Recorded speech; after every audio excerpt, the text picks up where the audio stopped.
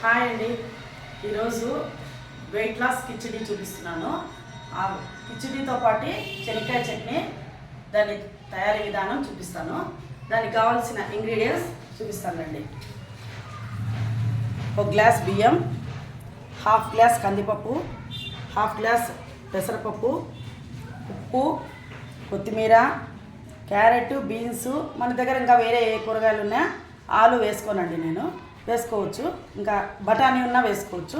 నా దగ్గర ఈ రెండు కూరగాయలే ఉన్నాయి. ఉప్పు, గరం మసాలా, శనక్కాయ పప్పులు, టమోటా, ఎర్రగడ్డ, పచ్చిమిరపకాయలు పొడుగుగా చించుకొని, కరివేపాకు, అల్లం వెల్లుల్లి పేస్ట్. ఇది హాఫ్ స్పూన్ కానీ ముక్కాలు స్పూన్ సరిపోతుందండి ఈ గ్లాస్ బియ్యానికి.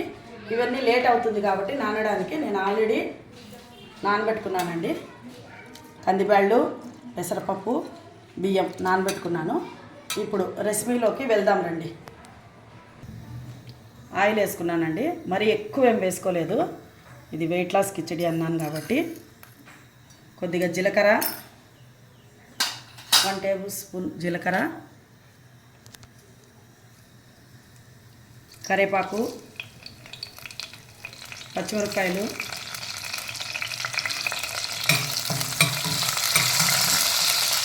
ఎర్రగడ్డలు. ఎర్రగడ్డలు ఎక్కువగా వేగనక్కర్లేదండి, ఎలాగూ అన్నీ కుక్కర్లో ఉడకాలి కాబట్టి. టమోటాలు కూడా వేసేసుకున్నాం ఒకేసారి. ఇది కొద్దిగా లైట్గా వేసుకున్నాము, పూర్తిగా మగ్గిపోవాల్సిన అవసరం లేదు, ఇది కిచిడి కాబట్టి.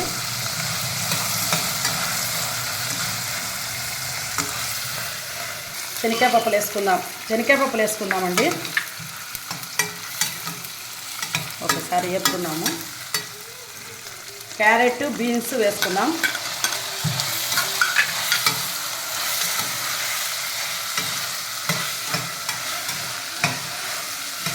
బాగా మగ్గించుకున్నామండి, కొద్దిగా మంట తగ్గించుకొని.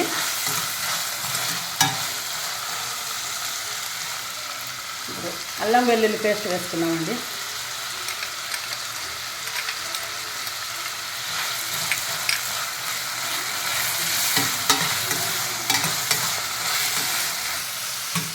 తర్వాత half table spoon garam masala,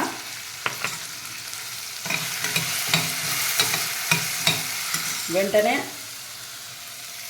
నానబెట్టుకున్న బియ్యం అండి, నీళ్ళు వంచేసుకున్నాను పూర్తిగా. నానబెట్టుకున్న బియ్యాన్ని ఇందులో వేసేసుకోవాలి. బియ్యము, కందిబ్యాళ్ళు, పెసరపప్పు అండి.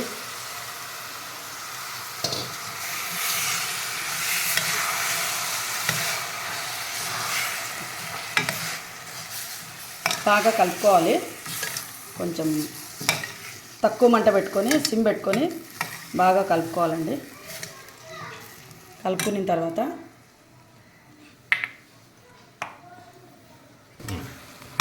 తర్వాత ఒక గ్లాసు బియ్యము, హాఫ్ గ్లాసు బ్యాళ్ళు వేసుకున్నాం కదా, అన్నీ 2 గ్లాసులు అయినాయండి. దాని ప్రకారము 2 గ్లాసులకు 6 గ్లాసుల దాకా వేసుకోవచ్చండి. పెద్ద గ్లాస్ వేస్తున్నాను కాబట్టి 2.5 గ్లాస్ వేస్తున్నాను, సరిపోతుంది.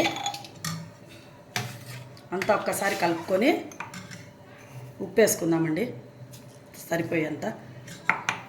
అంతా ఒక్కసారి కలుపుకొని కిచడీని లైట్గా కొంచెం ఒక పించు పసుపు వేసుకుంటున్నానండి, ఎక్కువ లేదు, కలర్ఫుల్గా ఉంటుంది చూడ్డానికి కిచడీ. ఇంకెంతే అండి, కుక్కర్ పెట్టేద్దాం, తర్వాత చూద్దాము.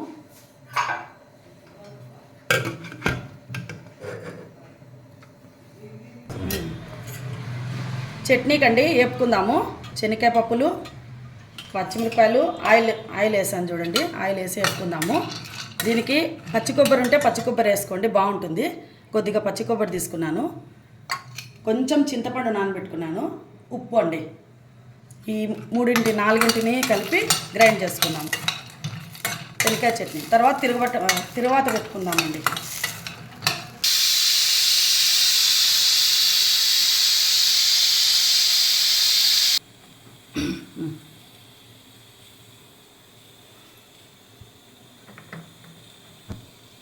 చట్నీకి తిరువాత వేస్తున్నానండి. జీలకర్ర, ఆవాలు, మినప్పాలు, కరివేపాకు, ఒట్టిమిరపకాయలు.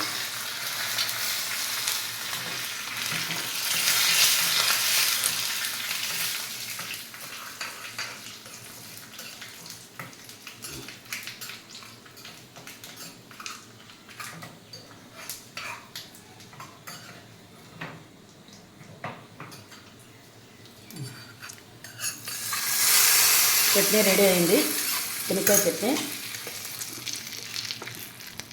ఈ వెయిట్ లాస్ కిచిడీని ఎందుకన్నానంటే దాంట్లో వెజిటబుల్స్, కందిబ్యాళ్ళు, పెసరబ్యాళ్ళు అన్నీ ఉన్నాయి కాబట్టి 1 వీక్ ఒకసారి చేసుకుంటే వీక్లీ వన్స్ చాలా మేలండి. కొంచెం డైట్ ఫుడ్ లాగా ఉంటుంది. రైస్ తిన్నట్లు పప్పు, రసము అన్నీ ఎక్కువ తినలేము కాబట్టి కొద్దిగా క్వాంటిటీ పెట్టుకొని తింటే చాలా బాగుంటుందండి. దానికి శనగకాయ చట్నీ చాలా బాగుంటుంది. ఇది చేసుకొని కాంబినేషన్లో తింటే సూపర్గా ఉంటుందండి.